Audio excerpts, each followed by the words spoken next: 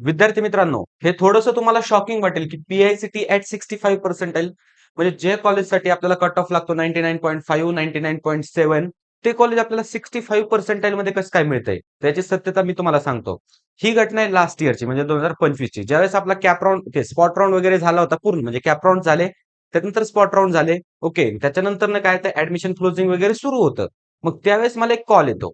Okay. तर तो call आला होता सांगली जिल्ह्यातनं. आता मला त्यांच्या गावाचं वगैरे एवढं नाव लक्षात नाही. पण ते पॅरेंट्स माझ्या कॉन्टॅक्टमध्ये अजून पण आहेत आणि सध्या त्यांना आता रिपीट करावं लागलं. मग ही घटना कशी? पी-आय-सी-टी कॉलेज त्यांना मिळलं. मग रिपीट कसं करायला लागलं?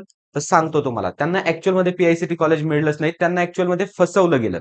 कशा पद्धतीने फसवलं गेलं? पूर्ण घटना तुम्हाला एक्सप्लेन करतो. तर पालकांनी मला काय सांगितलं, की ज्यावेळेस सी रिझल्ट झाला, रिझल्ट लागला. ओके. रिझल्ट लागल्याच्यानंतर त्यांना कॉल येणं सुरू झालं किंवा रिझल्टच्या अगोदर पण येत होते कॉल, बरोबर? आता हा डाटा तुमचा कुठून लीक होतो किंवा हे जे स्कॅमर वगैरे असतात किंवा समजा कॉल करणारे व्यक्ती असतात, त्यांच्याकडे डाटा कुठून पोहोचलो? तर समजा तुम्ही ॲप्लिकेशन फॉर्म वगैरे जे भरता किंवा कॉलेज देखो हे जे वेबसाईट असतात थोड्याशा, ओके, पर्सेंटाइल प्रिडिक्टर वगैरे, तर इथं काय आपण नंबर, मोबाईल नंबर वगैरे लिंक करतो, बरोबर आहे? मग याच्यातनं तो डाटा लीक होत असतो आणि त्या माध्यमातून तुम्हाला कॉल वगैरे येत असतात. तर त्यावेळेस त्यांना एका काउन्सिलरचा कॉल आला.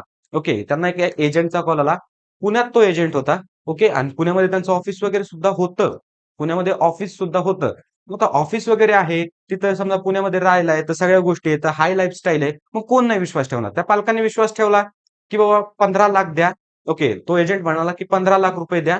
तुमचं स्पॉट राउंड थ्रू आम्ही काय करतो, पी-आय-सी-टी सी-एस किंवा पी-आय-सी-टी आय-टीमध्ये ॲडमिशन करून देतो. स्टुडंटला फक्त 65% स्कोर आला होता आणि जे समजा स्टुडंट ते होते, तर त्यांची घरची परिस्थिती थोडीशी चांगली होती. घरची परिस्थिती किंवा थोडीशी चांगली होती. एक बिझनेसमॅन टाइपचे ते होते.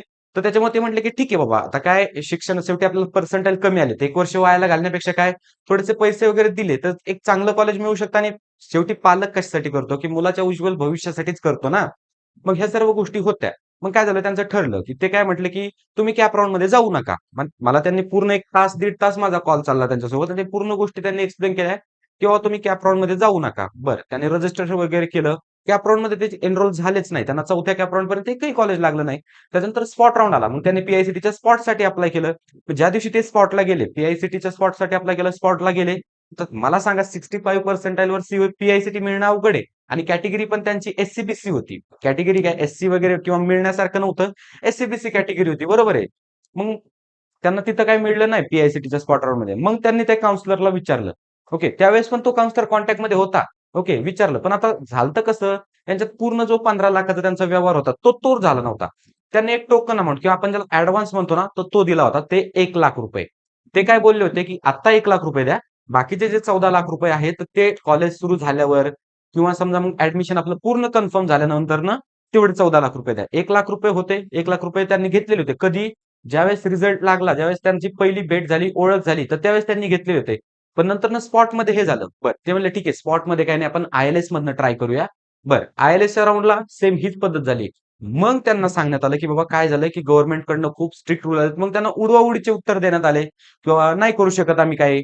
असं होणार नाहीये, शक्यच नाहीये, खूपच कमी आहे. बरं, ते नंतरनं म्हणायला लागले, की बाबा ह्या वर्षी आमचंच असं झालंय, की आम्ही लास्ट इयर पर्यंत करायचो. म्हणजे ते काउन्सिलर असे म्हणू लागले, की लास्ट इयर पर्यंत करायचो. ह्या वर्षी होईना याचं काय झालंय आणि कुणाचंच नाही झालं असं सांगतायत ते. बरोबर. त्याच्यानंतर म्हणतायत, की जर तुमची कॅटेगरी असती तर आम्ही केलं असतं. पण मला सांगा ना, कॅटेगरी असती. तुम्हाला अगोदर नाही कळलं का कॅटेगरी होती का नव्हती? ह्या सर्व गोष्टी अगोदर करायला पाहिजे होत्या ना. मग यांचा स्कॅमच हा आहे. हे तुम्हाला ₹15,00,000 तुमच्याकडून घेणार नाही किंवा कोणता पॅरेंट 15 देणार नाही. पण एक गेले ना आणि असे किती पॅरेंट आणि किती मुलं असतील याचा विचार आहे का? आणि कसं होतं माहिती का? ह्या गोष्टी पॅरेंट्स पण कुणाला शेअर करत नाहीत. ह्या गोष्टी नाही शेअर करत. बरोबर आहे. आता आपण समजा एखादा गफला करायला लागलोय किंवा थोडक्यात एक साइड क्रॉस म्हणजे बायपासने जायलोय, बरोबर एखाद्या गोष्टीकडे. तर आपण बाकीच्या लोकांना सांगणार नाहीत त्या गोष्टी. मग त्या गोष्टी समाजापुढे येत नाहीत किंवा आपल्याला कळत नाहीत. पण असे काही असतात, की बाबा ते ठीक आहे हॉनेस्टली सांगतात सगळ्या गोष्टी. मग माझं असं प्युअरली मत आहे. हा व्हिडिओ बनवतो यासाठी, की माझं असं प्युअरली हे इंटेन्शन आहे, की तुमच्यासोबत किंवा माझे जे व्ह्यूअर्स आहेत, की त्यांच्यासोबत हा स्कॅम होता कामा नये. बिलकुल होता कामा नये. कारण मित्रांनो, आता सध्या ती मुलगी सध्या देते आणि सध्या आपल्याकडे पर्सनल काउन्सिलिंगला आहे आणि ठीक-ठाक स्कोर तिचा सी-ई-टीमध्ये आलेला आहे. एक 85 मार्क्स तिला आलेले आहेत आणि त्याच्यावर एक ठीक-ठाक पर्सेंटाइल किंवा चांगलं कॉलेज मिळालं आणि त्यांनी असं ठरवलं, की बाबा आम्हाला स्पॉट राउंडमध्ये जायचं नको आणि आम्हाला आय-एल-एसमध्ये जायचं नको. पण आम्ही सांगतोय, की बाबा एस-सी-बी-सी कॅटेगरी आहे. ओके. तर आपल्याला ठीक आहे आणि तुमची आर्थिक परिस्थिती चांगली की स्पॉटमधनं आपण ट्राय करूया. पण कोणत्या मार्गाने? तर सत्याच्या मार्गाने. ह्या अशा पद्धतीने नको आपल्याला फसवायला कुणाला. म्हणजे या पद्धतीचे स्कॅम होत आहेत आणि या पद्धतीचा खूप तुम्ही अनुभवला असेल. मला सांगा तुम्हाला कॉल वगैरे आला की नाही ह्या एजन्सीकडनं? मी ह्या एजन्सीतनं बोलतोय, मी एजंट बोलतोय, असं-असं आम्ही ॲडमिशन करून देऊ किंवा एन-आर-आय कोटा. तर मी तुम्हाला पुढे तुम्हाला एक्सप्लेन करणार आहे की कोणत्या-कोणत्या कोट्यातनं असे ॲडमिशन केले जातात किंवा जो मॅनेजमेंट कोटा आपण म्हणतो, तर त्याचं नक्की आता काय होतंय? मॅनेजमेंटमधनं ॲडमिशन होतायत की नाही? सगळं एक्सप्लेन करणार आहे. पण तत्पूर्वी मला तुम्हाला सांगायचंय की स्कॅमर्स, त्याच्यानंतरनं admission counsellor, fake admission counsellor मला इथं लिहायचंय की फेक ॲडमिशन काउंसलर जे आहेत, तर त्यांच्यापासून अवेअर राहा. हे पहा YouTubeवर खूप चांगल्या काउन्सिलिंग्स आहेत, तर त्यांची नक्की हेल्प घ्या. पण YouTubeवर काही खराब पण काउन्सिलिंग्स आहेत. तुम्ही चेक करा. मी सांगणार नाही, कुणाचंही नाव घेणार नाही. पण त्यांच्या थंबनेलवरूनच तुम्हाला कळतं आणि याच्या अगोदर मी भरपूर वेळेस त्यांचं म्हणजे हे केलेलं आहे, नामोल्लेख नाही केला, पण एक डिस्क्राईब तुम्हाला केलंय. मग तसल्यापासून बाजूला राहा. ते फक्त कसं आहे, की पैसा कमवण्याच्या इंटेन्शनने आलेले आहेत. तुम्ही वाटल्यास आपल्या लास्ट इयरच्या स्टुडंटला तुमच्या कोणी ओळखीचा नातेवाईक वगैरे असेल, त्यांना विचारा किंवा व्हिडिओच्या कमेंट सेक्शनमध्ये विचारा किंवा पर्सनली मला रिव्ह्यूज विचारा तुम्ही. आपली काउन्सिलिंग ही बेस्ट काउन्सिलिंग आहे, हे मी तुम्हाला पटवून देऊ शकतोय. कारण आपल्याकडे प्रीमियम बॅच आहे आणि आपल्याकडे इथं क्लासिक बॅच आहे. 2 बॅचेस आहेत आपल्या. याचे सगळे फीचर्स वगैरे हे इथं मी डिस्क्राईब करतोय. हे पहा फीचर्स वगैरे सगळे आहेत. ऑफलाईन सपोर्ट आहे. ऑफलाईन 1 टू 1 आपले 2 काउन्सिलिंग सेंटर्स आहेत, सातारा आणि कोल्हापूर. या ठिकाणी कधी येऊ शकता आणि मुलांना आम्ही कधीच आश्वासन देत नाही. समजा एखाद्या मुलाला 65 पर्सेंटाइल असतील, तर त्याला आम्ही सीओईपीच्या, पी-आय-सी-टीच्या होप्स कधीच दाखवत नाहीत. त्याला सांगणार, की बाबा तुला हे कॉलेज लागतंय. सी पाहिजे. पुण्यामध्ये खूप खालचं कॉलेज तुला मिळणार सी-एस-आय-टीला. बरं त्याच्यानंतरनं कोर ब्रांचेस पाहिजे तर ठीक आहे. ठीक-ठाक कॉलेज आपल्याला मिळून जाईल. त्या पद्धतीने आपण कॅपमधनं ट्राय करू. कॅपमधून नाही झालं तर स्पॉटला जाऊ आणि जर तुमची आर्थिक परिस्थिती असेल तर आपण आय-एल-एसला पण अप्लाय करू. पण कसं एक नॉर्मल वेने आपण कोणता शॉर्टकट वगैरे याच्यासाठी शोधत नाही. आपली ट्रॅडिशनल पद्धतीने आपण जातोय. बरोबर आहे. म्हणजे आपण बेस्ट ट्राय करतो, की तुम्हाला कसं त्या पर्सेंटाईलवर जास्त चांगलं कॉलेज हे मिळवता येईल. त्याच्यानंतरनं ॲडमिशन एजंट्स पासून सावधान राहा. तुम्हाला कळलंच असेल, फोन वगैरे यायला जर स्टार्ट झाले नसतील, तर तुम्हाला फोन वगैरे यायला स्टार्ट होतील. त्याच्यानंतरनं नेट कॅफे खूप महत्वाचं आहे. लास्ट इयर असे खूप इन्सिडेंट घडलेत, की ठीक आहे, आता हे स्कॅमर नसतात, नेट कॅफेवाले स्कॅमर नसतात. पण ज्यावेळेस तुम्ही समजा तुमचा फॉर्म भरायला जाता त्यांच्याकडे ऑप्शन फॉर्म, तर ठीक आहे त्यांना फॉर्म भरता येतो, पण कोणतं कॉलेज कसं हे त्यांना माहीत नसतं ना. आणि तुम्ही काय म्हणता, की आमचा फॉर्म भरा. मग ते काय करतात, जे वर 2-4 कॉलेज दिसतात, ज्याच्या शेवटी पुणे वगैरे नाव दिसतं, मुंबई वगैरे नाव दिसतं, ते कॉलेज टाकून देतात. बरोबर? आता लास्ट इयर असं झालं होतं, की झील कॉलेज जे आहे 98 पर्सेंटाईलचा मुलगा होता. झील कॉलेज हे त्यांनी 1 नंबरला टाकलं होतं. ओके. पण नंतर ना आपण ते अरेंज केलं काही अडचण नाही. पण झील कॉलेज त्यांनी 1 नंबरला टाकलं होतं. म्हणजे अशा गोष्टी होतायत. मग त्या गोष्टी आपल्याला टाळायच्या. आता त्याच्यात नेट कॅफेवाल्यांची काही चूक नाही. कारण त्या बिचाऱ्यांना माहीतच नाही ना झील कोणतं आणि पी-आय-सी-टी कोणतं आणि सी-ओ-ई-पी कोणतं. बरोबर आहे. त्याच्यानंतर अजून काय टियर 3 कॉलेजेस. आता कॉलेजेस पण स्कॅम करायला लागलेत. तर हो करायला लागलेत. कशा पद्धतीने? तर कॉलेजेस तुम्हाला फोन करणार. आता पहा ज्यावेळेस सीईटीच्या एक्झामसाठी गेलेला असेल तुम्हाला, ठीक आहे. एका चांगल्या कॉलेजमध्ये जर तुम्ही गेला असेल एक्झामला, समजा सी-ओ-ई-पीत गेला असेल, व्ही-आय-टीत गेला असेल, तर त्या ठिकाणी तुम्हाला जास्त काही सांगितलं नसणार आहे. पण एका टियर 3च्या कॉलेजला तुम्ही गेले ना, तर त्या ठिकाणी तुम्हाला सांगण्यात येतं, त्या ठिकाणी म्हणजे पालकांचे सेशन्स अरेंज करण्यात येतात, की बाबा अशी-अशी प्रोसेस आहे.